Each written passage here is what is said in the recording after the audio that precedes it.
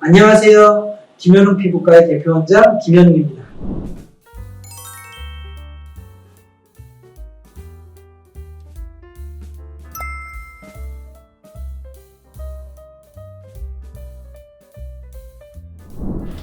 피부과에서 꾸준하게 좋은 치료를 받는다고 한다면 아름답고 건강한 피부를 지키는 데 큰 도움이 될 겁니다.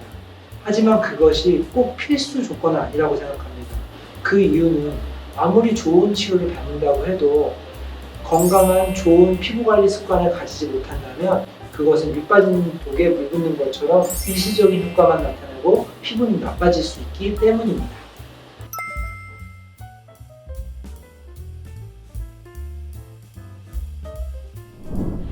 첫 번째로는 저를 포함해서 모든 피부과 선생님들이 강조하는 자외선 차단입니다. 우리 많은 분들이 검게 그을린 피부가 건강하다고 생각해서 태닝도 많이 하고 또 햇빛을 많이 쬐기도 하는데요. 우리 오해하시면 안 되는 게 햇빛을 많이 쬐게 되면 기미나 색소나 잔주름만 가볍게 생긴다고 생각하는데 그것이 아니라 진피층에 노화를 시키고 서면 모세포도 망가뜨리면서 그 다음에 탄력세포도 감소시키면서 전체적으로 급격한 피부 건강을 악화시키고요. 또 하나가 피부암을 유발하기 때문에 자외선 차단제를 제대로 잘 바르는 것이 피부를 건강하게 지키는데 가장 중요한 포인트라고 생각합니다. 자외선 차단제는 충분한 양, 이거를 원 핑거 유니트라고 하는데 여기에 자외선 차단제를 짜 발랐다고 하면 이거를 이 정도 크게 충분히 바르는 것과 오랜 시간 자외선에 노출이 된다고 하면 2시간에 한 번씩 덧발라주는 것이 피부 건강을 지키는데 가장 중요한 포인트라고 저는 강조하고 싶습니다.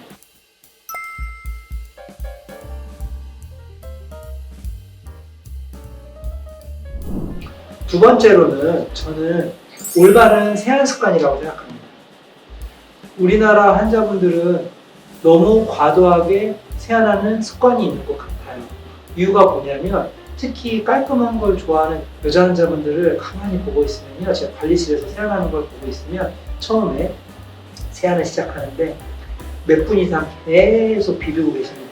특히 코 부위 많이 비비고 볼 비비고 또 과도하게 비비고 그러고 난 다음에도 뽀득거리지가 않으니까 또 한 번 더 과도하게 하는 경우가 있거든요. 근데 이것은 올바른 세안 습관이 아니라 피부 장벽을 손상시키고요. 오히려 피부에 있는 혈관을 과민하게 만들어서 혈관 확장증도 유발할 수 있고 피부의 색소 침착이라든지 염증 반응을 유발할 수 있거든요. 우리 피부에는 천연적인 보호인자가 있고 성분이 있기 때문에 제가 추천을 드리는 거는 대충 씻으라는 게 아니라 저자극성 올바른 세안 습관입니다. 그래서 저 같은 경우는 그래서 레이저 치료를 받든 뭘 하든 자외선 차단, 올바른 세안 습관을 추천을 드리는데요. 세안을 할 때 과도하게 비비는 게 아니라 저자극 세안제를 이용해서 부드럽고 꼼꼼하게 1분 이내로 하시라고 추천을 드리고 있습니다. 절대로 진동 브러셔라든지 스크럽 같은 거는 사용하지 않았으면 좋겠고요.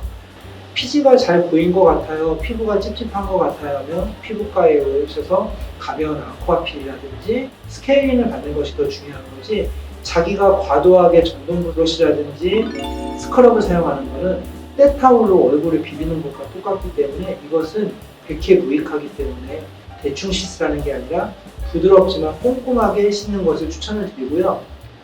우리 화장이나 자외선 차단제를 바르거나 메이크업 베이스를 할 수 있습니다. 그러면 저자극성 세안제만으로는 절대로 안 닦이거든요. 그렇게 되다 보면 박박 비비게 됩니다. 그래서 저는 추천을 드리는 게 화장솜에 클렌싱 워터나 클렌싱 젤을 충분하게 묻혀서 부드럽게 자기 사랑하는 가족 만지듯이 부드럽게 닦아내면 닦이거든요. 그렇게 한번 닦아낸 다음에 민감성 약산성 세안제를 이용해서 전체적으로 1분 이내로 꼼꼼하게 씻고 물로 헹궈내신다면 그것은 충분하다고 생각을 합니다.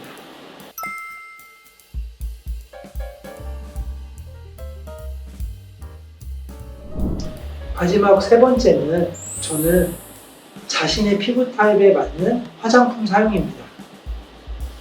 우리 환자분들이 오면 원장님 저는요 너무 건조해가지고요 오일을 맨날 바르고 있어요. 클렌싱 오일을 안 바르면 피부가 땡겨서 어쩔 수 없어요. 여드름은 많이 나는데 그런 분들이 있거든요. 자, 생각을 하셔야 되는 게 수분이 있냐 없냐에 따라서 자기의 피부에 각계층에 건성이냐 아니냐고 유분이 있냐 없냐에 따라서 내가 지성이냐 아니냐거든요. 근데 간혹 보시면 나는 지성이니까 건성이 아니야 이러는 분들이 많은데 생각보다 많은 환자분들이 건조한 지성인 환자분들이 많습니다. 예를 들면 아토피처럼 각질은 일어나는데 여드름은 빠글빠글해요. 그거는 유분은 많아서 모공이 막히고 각질이 막히면서 면포는 생기고 여드름은 생기는데 전체적으로는 보습인자가 부족해서 땡기거든요. 그럼 이 환자분들이 난 중성이야 이렇게 말하고 건성 화장품을 써도 안 되고 지성 화장품을 써도 안 돼. 근데 이상하게 돌아가 버리거든요. 이래 버리면 앞에서 말한 자외선 차단제를 선택하는 데도 큰 문제가 됩니다. 그 다음에 세안하는 방법에서도 아무리 세안을 잘한다고 해도 그 다음에 마무리가 안 되기 때문에 피부 트러블이 계속 생길 수 있습니다.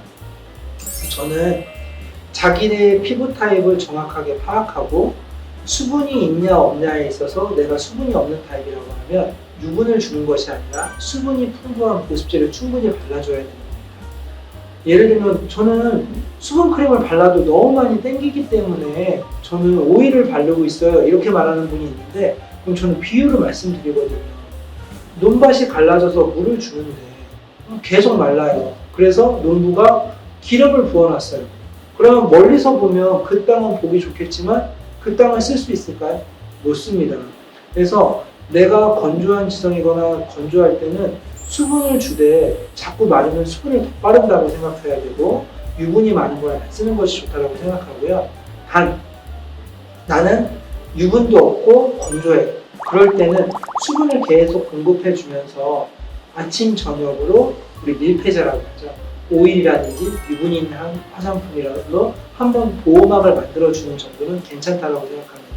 하지만 아까 말씀드린 여드름도 나는데 나는 트기도 하고 울긋불긋하고 지루성 피부염도 있어서 민감성이야 해서 건조한 지성인 환자분들 같은 경우에는 오일 제품을 많이 쓰게 되면 오히려 당김은 덜하지만 점점 더 예민해지고 붉어지고 피부가 망가질 수 있기 때문에 적절한 화장품과 내가 건성인지 아닌지 지성인지 아닌지 민감성인지 아닌지를 정확하게 파악해서 화장품 라인을 맞추는 것이 중요하다고 마지막으로 강조하고 싶습니다.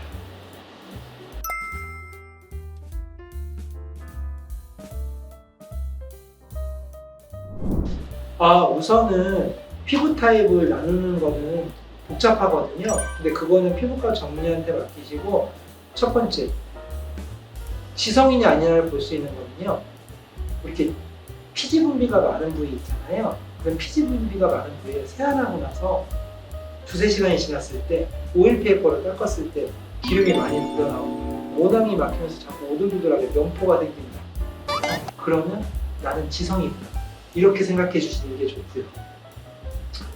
건성이냐 아니냐를 따질 때는 쉬운 거는 세안을 하고 나서 딱 나왔는데 많이 땡기고 각질이 난다. 그럼 나는 피부 장벽에 수분이 없구나. 보습인자가 적구나. 건성이구나. 아까 얘기한 우리나라 환자분 중에 피부 트러블을 가지는 분 중에 건조한 지성이 많다라고 했는데 이런 건조한 지성 환자분들의 특징이 뭐냐면 세안을 하고 나면 땡겨요. 막 땡겨. 그런데 여드름 면포는 있고 트러블이 가끔 나요. 턱 주위 피지 분비가 많은 턱 주위, 그 다음에 여기 코, 이마는 막 트러블이 나요.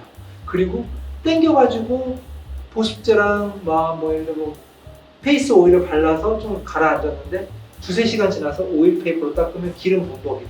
그러면 나는 건조한 지성이구나 라고 생각하십니다. 제 영상이 좀 도움이 되셨을까요? 지금까지 김현웅이었습니다.